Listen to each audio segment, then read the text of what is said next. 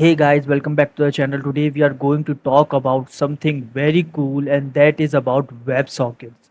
We will see the difference between the WebSocket and old HTTP servers, and we will dive into the code and we will see how we can connect our Node.js application with our React app and send real-time data to our React application.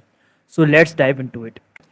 So HTTP stands for Hypertext Transfer Protocol, and this is the type of the protocol which is used to send data from the server to the client. So in these type of requests, the client has to initiate request and have to ask data from the server, and then the server will respond the data, and then the connection will be closed. So this is a one directional communication, which means that the client has to initiate a request every time and the server will just respond it.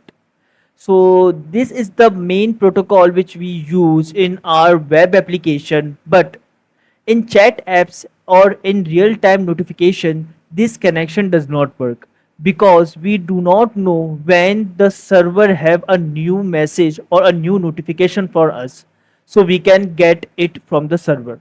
So in these type of scenarios, WebSocket connection come into being.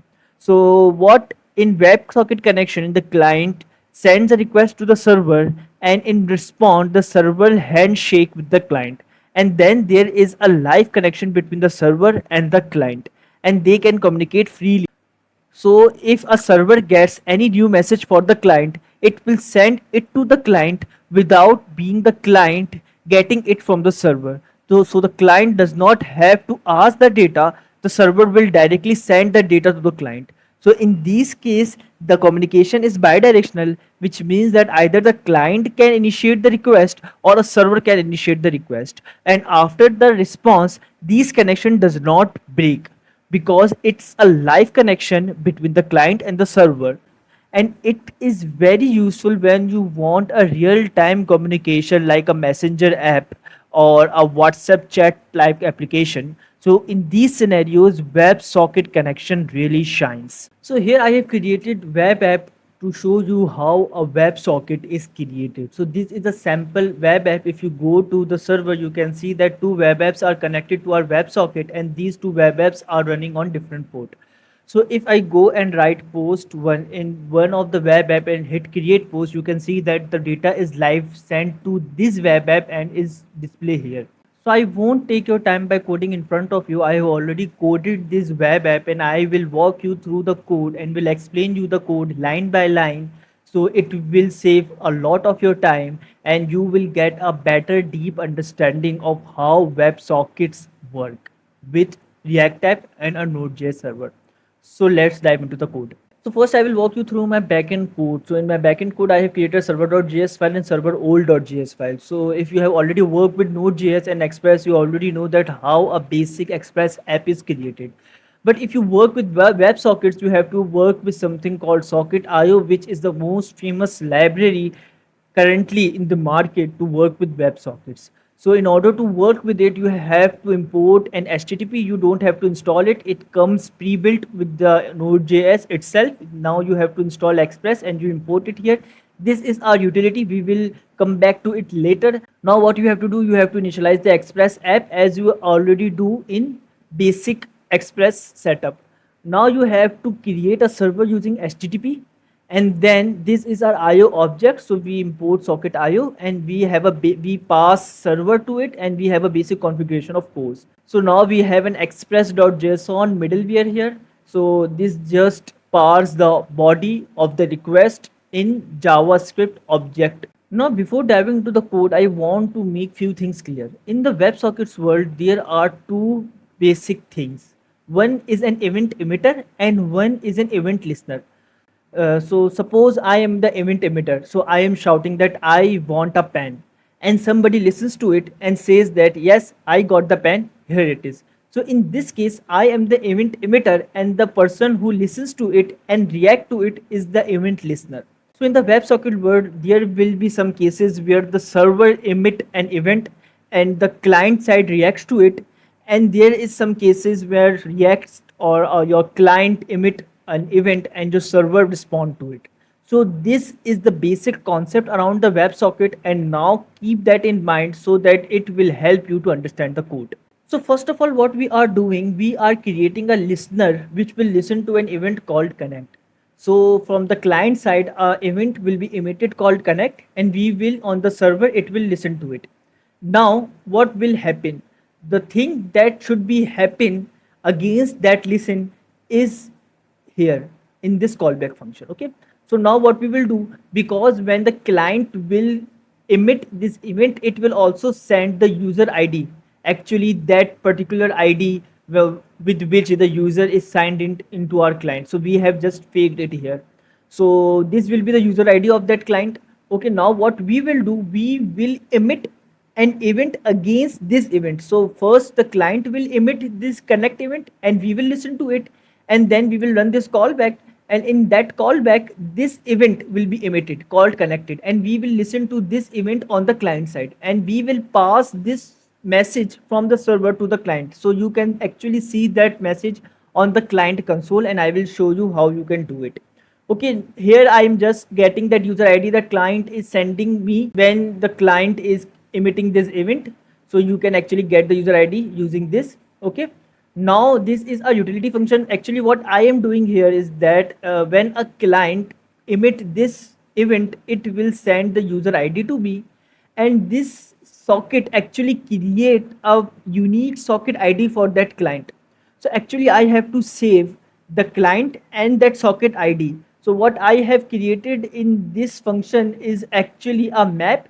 Okay, and you can see that I am just setting the user ID, and against that user ID is the socket ID of that user, and when I have to get it, I will get it like that. So I will call this function. So this utility function is just saving the client, and against that client is the socket ID of that client. So now the things get little interested. In order to explain you in depth that how things work, I will show you my client code.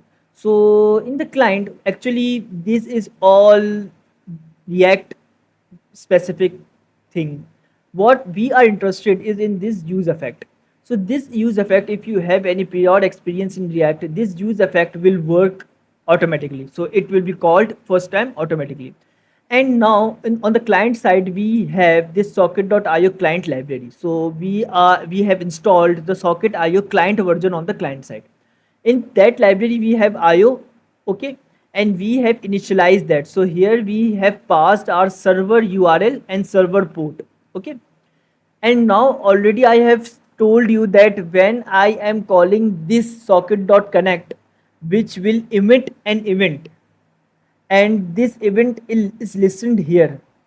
So I am passing that user ID from the client side. So that is actually the user ID which I have added in that object. And auto connect false means that if I convert that into true, it will automatically call the connect, and I don't have to call this manually. So in my case, I have set it to false so that I manually call the connect function whenever it is needed. So when we call this socket.connect function, so this event is emitted, connect event, and we are listening to that event in the server. Now the server get the user ID which you have already set here. Okay, and now the server is emitting a event called connected, which we are listening here. You can see that socket.on connected. So with on you actually listen to an event. So we are listening here.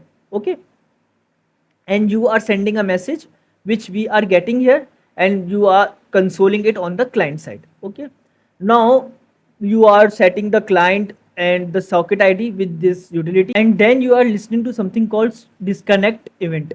So on the client side we have a function called disconnect, and when we call this disconnect in the cleanup function of the use effect, so whenever a user refresh the page or a component is removed from the app, so this cleanup function is called actually.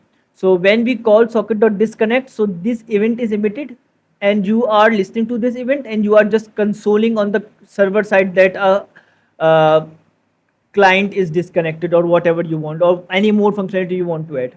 Now the best thing is we have an app here. Okay, now what we are doing, when we are on the button click on here, actually on the click of this button we are calling this handle create post function. And now what I am doing, I am adding basic functionality of post. So where whatever I have wrote here, I am getting it from the use state. I am trimming it so that I can add basic validation, and I am using Axios. Now what I will do, I have created one API here, one endpoint here. And now what actually is this API endpoint is doing, this is getting the request body which we will send here. So actually it will be the message, it will be the post which we write here. And then what it will do, it will emit an event called new post. So you can see that I am listening to this event also. Okay, and I am passing that post to this event, and then I am setting the state and adding that new post at the end of the array. So here might be there are many posts. So now the new post will be added at the end of this array and it will be rendered here. Now basically when this emit is emitted, it will emit for each and every client. So here we have two clients, so both client listen to that event. You can see that both client listen to that event and will update their state because of this code. You can also emit event for a particular client using that socket ID which we initially stored in this utility function. I will recommend you to go to their actual documentation, and this is the client initialized documentation. So actually we have done all these steps. You can see that I have required this socket IO client on my client side, and I have done all these steps. So you can it's a very complete documentation, so each and everything is predefined here.